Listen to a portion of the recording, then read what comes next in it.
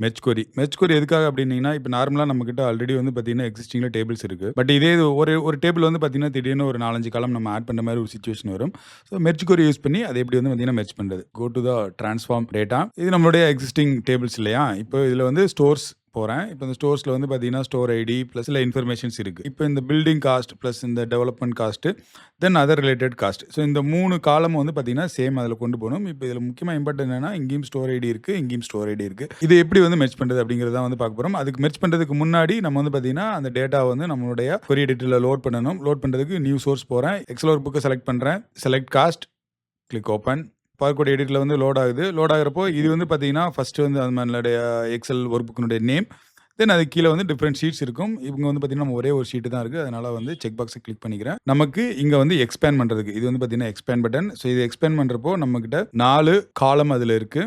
Okay குடுக்கலாம். நம்மளுடைய table வந்து பார்த்தீங்கன்னா, மெர்ஜ் ஆயிருச்சு.